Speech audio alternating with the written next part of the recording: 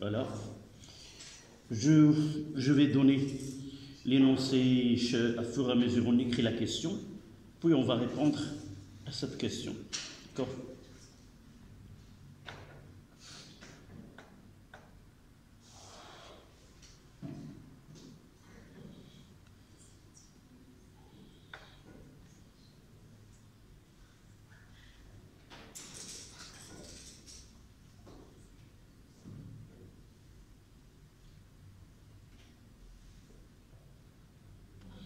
Exercice numéro 1.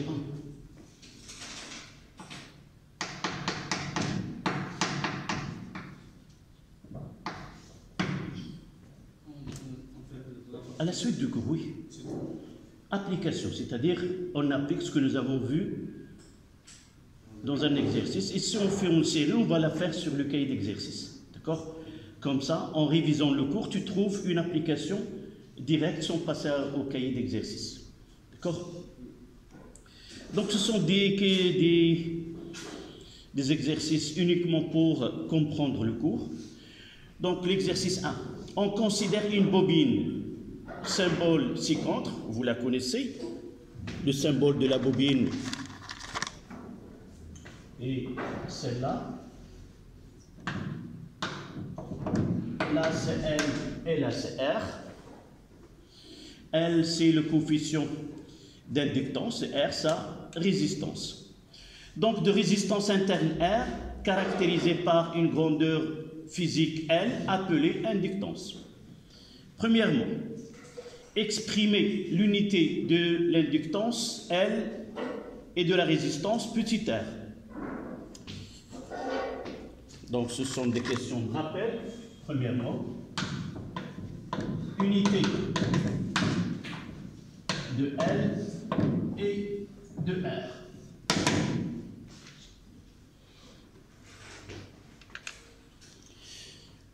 On va traiter question par question. Donc, quelle est l'unité de L? D'abord, ce L, elle est liée à quel effet dans la bobine? Que représente pour nous, d'une façon très simple, le coefficient L?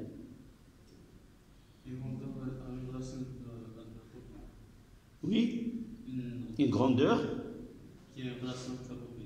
Oui, évidemment, ce sont les caractéristiques. Mais quel est le phénomène qui nous donne ce L? C'est-à-dire quel est le comportement de la bobine auquel on a associé ce coefficient L? Là, c'est l'inductance. Quel est le comportement? Nous avons écrit une phrase très simple.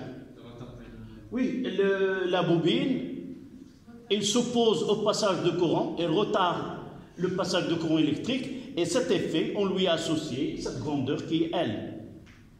Et évidemment, R, c'est la résistance de la bobine. D'accord? Donc, l'unité de L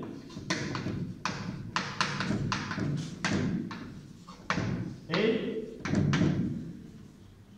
le Henry H majuscule. C'est le nom d'un savant. Et petit r et a pour unité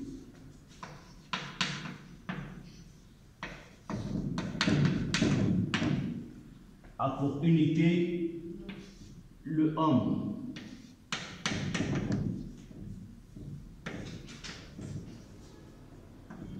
Oméga majuscule.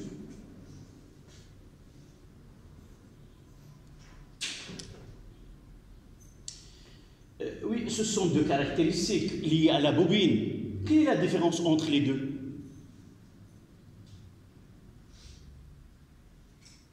De point de vue établissement de courant électrique. L'effet, si on veut utiliser le terme résistif, التأثير المقاوماتي، هناك تأثير مقاوماتي تمثله R، وهناك تأثير إلا بغينا نقولوا تحريضي ذاتي يمثله المقدار L. كيف يكون إقامة التيار في الدارة من جهة المقاومة؟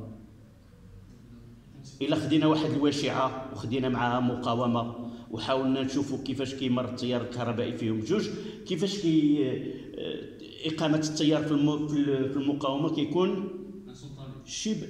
C'est très bien. C'est l'établissement de courant dans une résistance, dans un conducteur ohmique, est presque instantané. Mais dans une bobine, l'établissement de courant électrique est retardé. D'accord?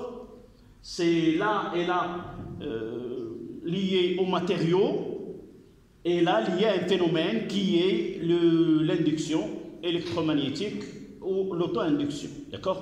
Donc ce sont deux phénomènes différents présentés par la bobine. Deuxièmement, donner l'expression de la tension UL aux bornes de la bobine en fonction des grandeurs caractéristiques et l'intensité de courant qui la traverse. Donc, deuxième question. Expression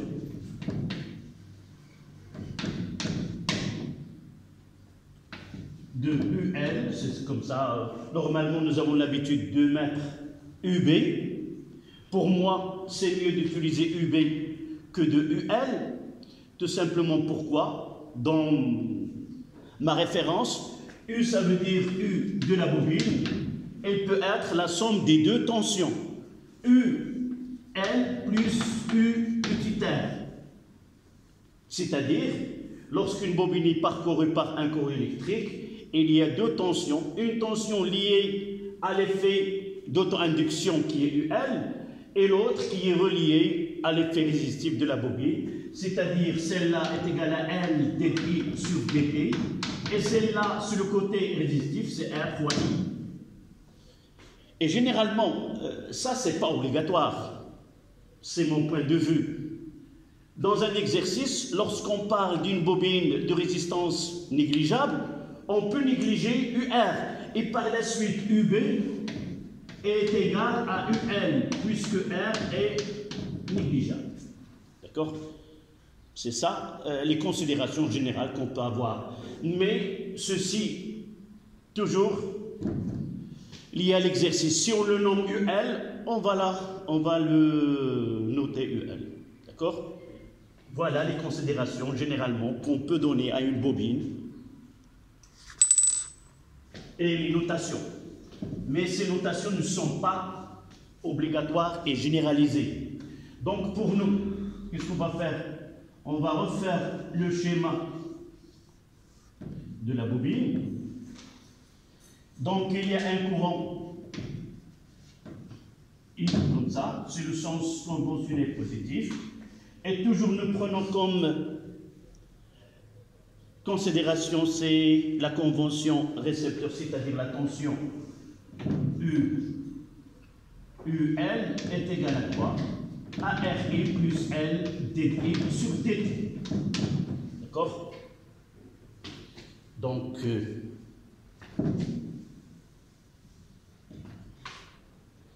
je mettrai là, c'est UL. Et juste dessous, je mettrai UL est égal à RI plus L dt sur dt. D'accord? Même dans le cas de condensateur, nous utilisons la même convention. I, là c'est UC, et nous écrivons la tension.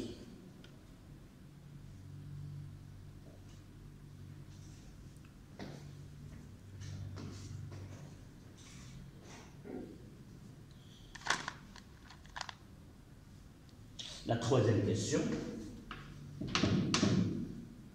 Si I devient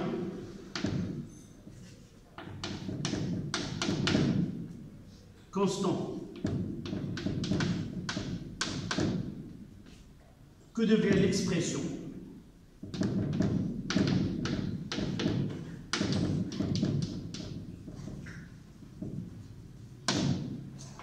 de UL, quel est ce régime?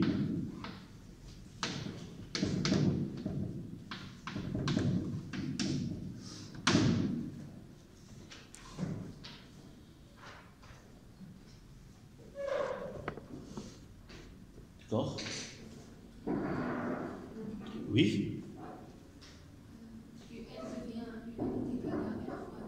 Évidemment. Donc on va essayer d'expliquer, de justifier. On partira des données que I est égal à une constante. Donc I est égal à une constante. Ça veut dire quoi? Que 2 de I sur dt est égal à 0. Et par la suite, on aura UL est égal à R fois I. Qu'est-ce qu'on peut dire si on veut ajouter une petite information? Nous l'avons donné dans une remarque. Nous avons écrit, si la tension est constante, le comportement de la bobine est identique à un conducteur ohmique, tout simplement. On peut même l'enlever et mettre à sa place, à la place de la bobine, un conducteur ohmique de résistance petit r. D'accord? Donc la bobine se comporte comme un conducteur ohmique.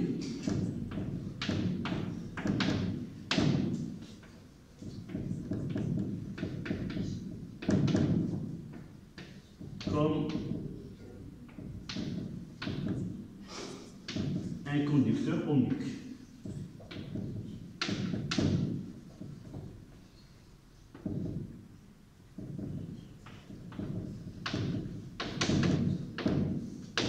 Évidemment de résistance petit r. D'accord?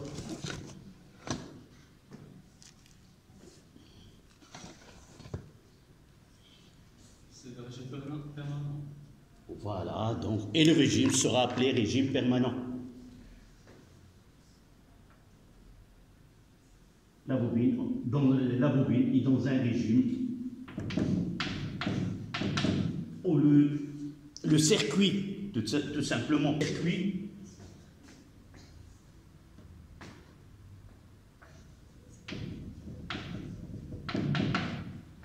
est dans le régime permanent.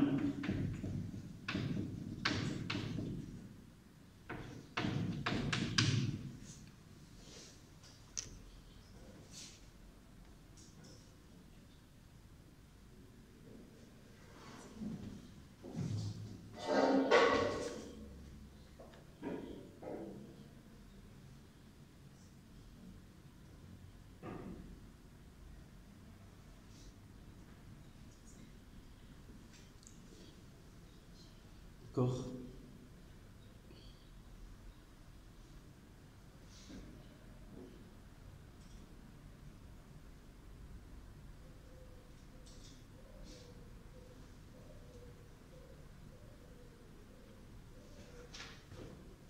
Quatrième question.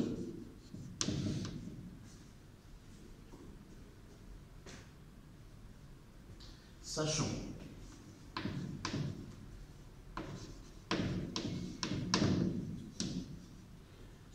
que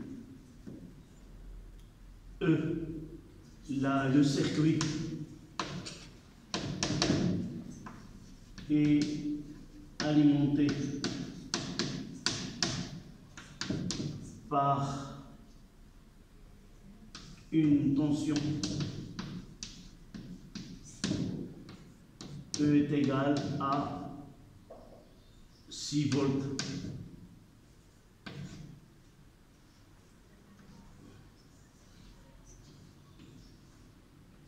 Voilà, ici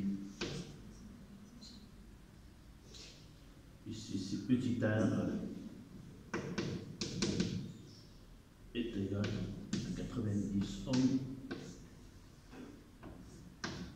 Ici un H et ici.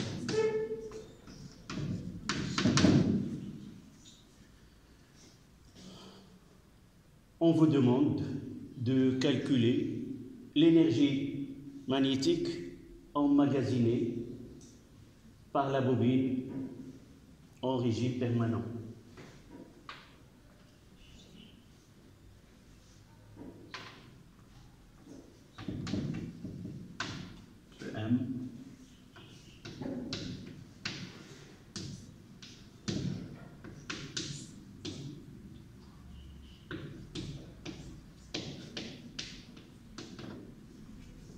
calculer l'énergie magnétique emmagasinée par la bobine en régime permanent.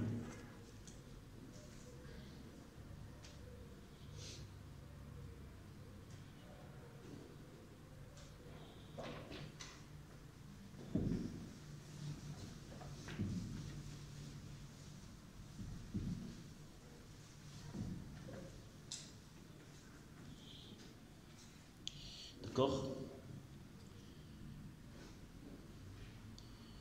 Donc, comment peut-on répondre à cette question?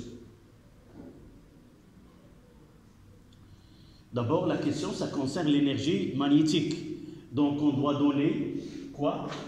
L'expression EM est égal à 1 demi L I quoi au carré. Vous voyez que j'ai utilisé I majuscule parce qu'on parle de régime permanent. Ça veut dire que l'intensité de courant dans le circuit est constante. Quel est l'équivalent de circuit? Ce circuit que nous avons là, peut-on le remplacer d'une façon simple en régime permanent? On aura quoi? Si je veux refaire en appliquant qu'on est dans un régime permanent, le régime permanent ne va changer en rien. Le générateur, c'est toujours E. D'accord? Où va se manifester ce régime permanent? Au niveau de quel dipôle? La bobine. Qu'est-ce qu'on va faire ici dans la bobine? Qu'est-ce qu'on va la représenter? C'est très bien, un conducteur ohmique. Donc on va mettre là R, et là c'est quoi? Petit r. Et on n'a rien de... si vous voulez, c'est pas la peine de représenter. Là, c'est I majuscule. Dans certaines notations, on peut utiliser IP, c'est-à-dire l'intensité au régime permanent. D'accord? Et là c'est UR, là c'est U petit r. On applique la loi d'additivité des tensions. Donnez-moi cette relation-là entre les tensions. On peut commencer par E de générateur est égal à la somme des tensions des CR fois I plus petit r fois I. Et de là, I est égal CE sur R plus petit r. Voilà l'expression de I.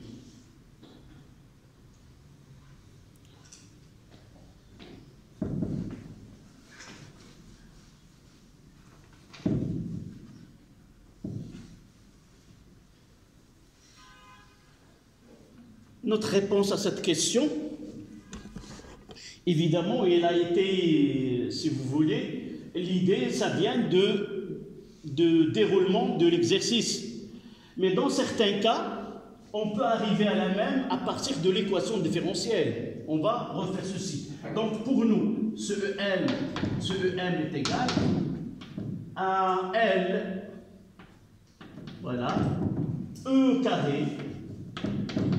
Je remplace I par sa valeur sur 2 fois R plus petit r de tout au carré. Voilà l'expression de EM. On fait le calcul.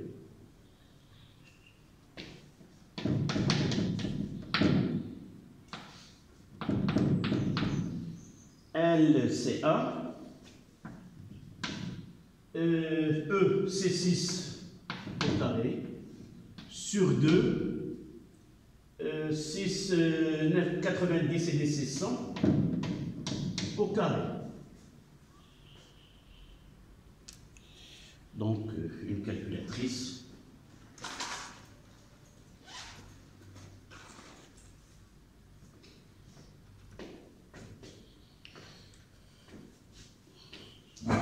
Donc, 36 divisé par 2, divisé par...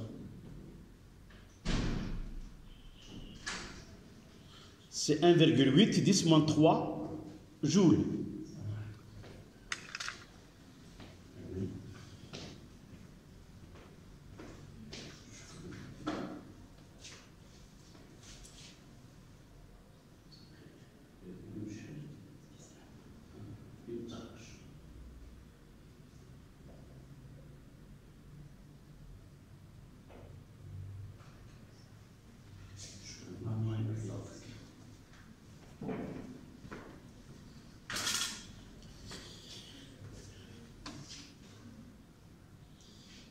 Voilà.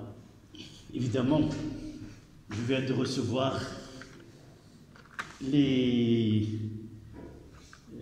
mais je n'ai pas besoin d'utiliser. J'ai eu pas mal de fois utilisé, mais ça ne me donne pas une satisfaction. J'aime toujours utiliser la craie et non pas ces marqueurs. Évidemment, malgré, oui, vraiment c'est de très grand nombre, mais je continue à utiliser la craie. Je l'ai utilisé, c'est ma 39e année d'utilisation de la craie, et c'est pas en une année, je vais les changer par des marqueurs. Donc, j'ai dit combien? C'est 1,8 10 moins 3.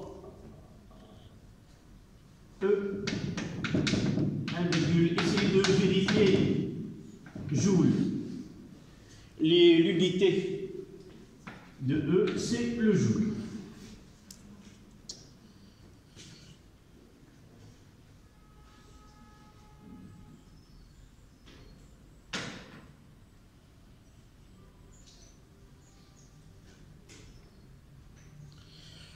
Voilà, dans cet exercice, nous avons, si vous voulez, insisté sur le régime permanent et le comportement de la bobine dans ce régime-là.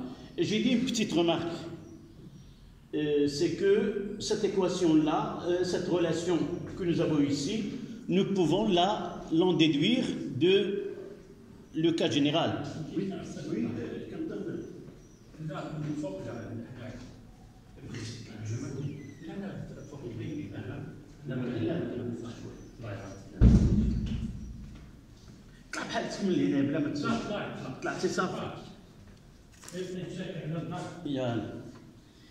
Donc j'ai dit qu'on peut obtenir à partir de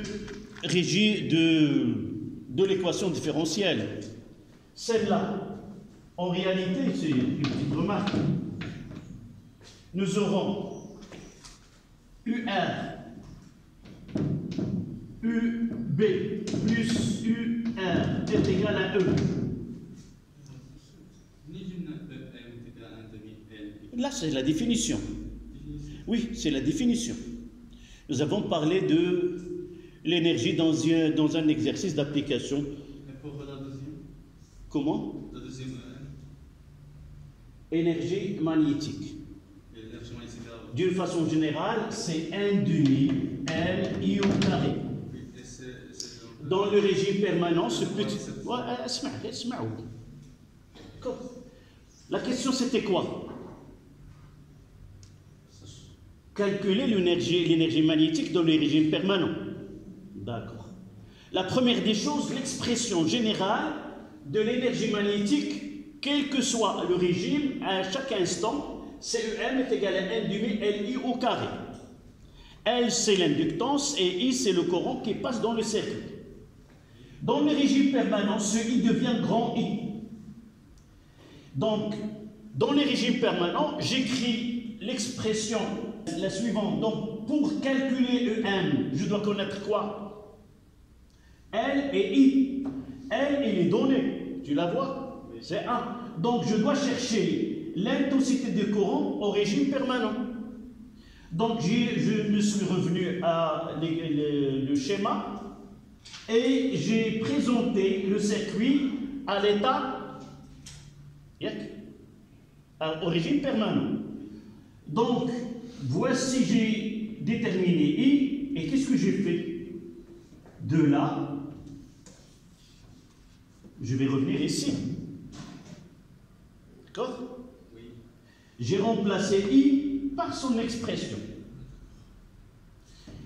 Elle devient celle-là. Celle-là, elle devient celle-là.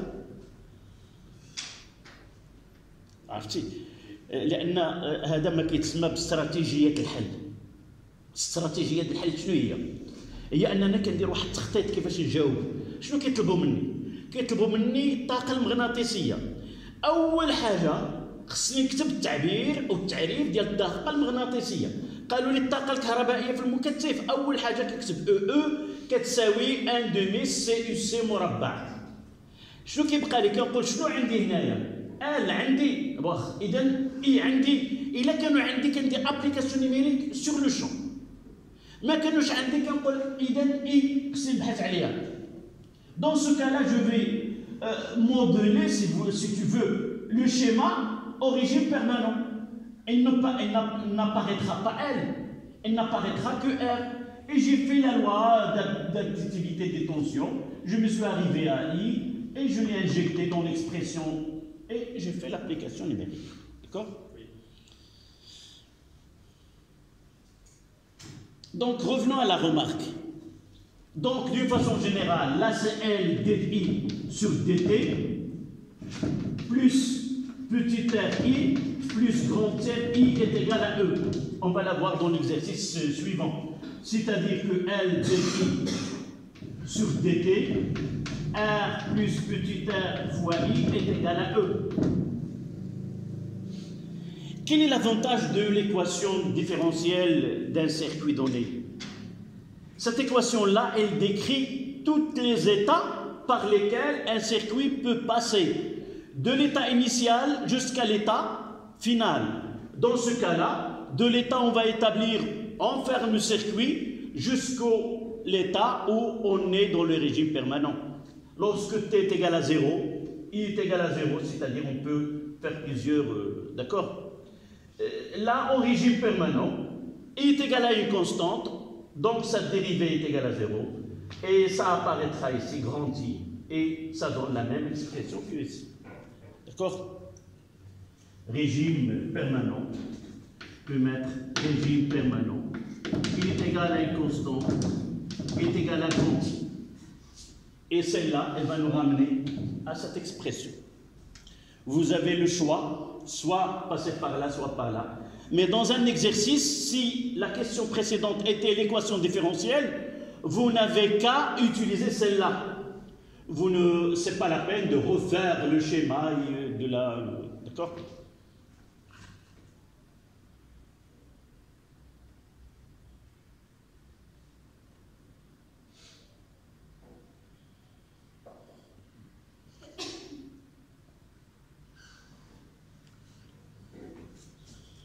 Là, c'était l'exercice numéro 1.